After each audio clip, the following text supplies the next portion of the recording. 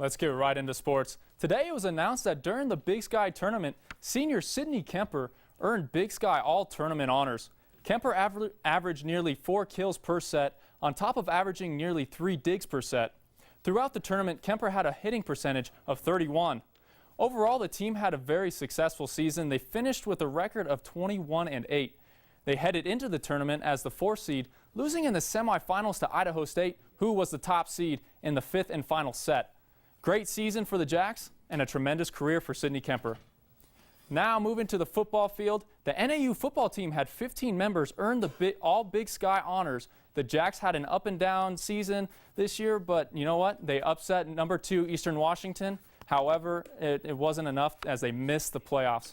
As for those honored by the Big Sky, senior tight end Beau Gardner finished the year with 5 touchdowns, and junior cornerback Marcus Alford led the Big Sky in passes defended and actually ranked in the top 10 in the nation in that category. Congrats to all the members of the football team for such a great accolade. Now over on the basketball court, high school basketball tips off tonight as Coconino opens their season at 7 p.m. versus Notre Dame Prep of Scottsdale. The Panthers hope to start their season off strong and improve from a 6-20 record last season. MPA is also in action tonight as they will take on Grand Canyon. MPA had an impressive season last year as they finished with a record of 20-9. Their game against Grand Canyon begins at 7 p.m. tonight. They hope to build off last year's results. Moving from high school basketball to college basketball, the NAU women's team heads to Texas to take on the University of Texas Arlington. The Jacks have a record of 3-2 after their win on Sunday against UC Santa Barbara. Senior Raven Anderson will be the key for the Jacks in this road game as she's shooting 55% from the field so far this season. In addition, fellow senior Erica Banks will have to continue her dominance on the boards as she grabs over 10 boards a game. After this matchup with University of Texas Arlington, the Lumberjacks head back home to face Fort Lewis on November 29th.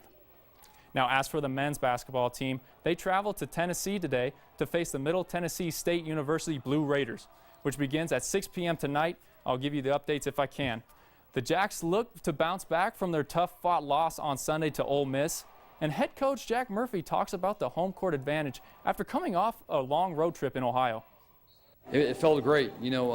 Can't say enough about the crowd tonight either. I mean, it was great to be in a gym that was packed to the brim of students, of Lumberjack fans.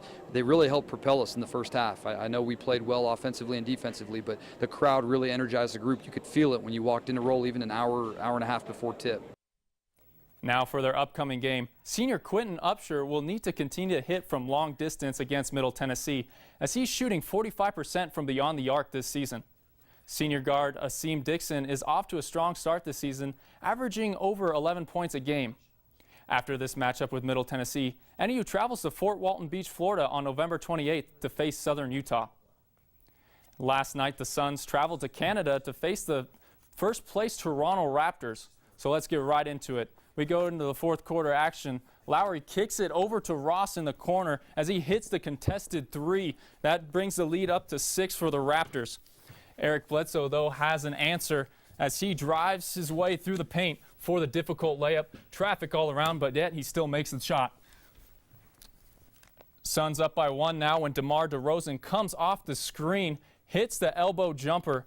Raptors retake the lead, 96-95.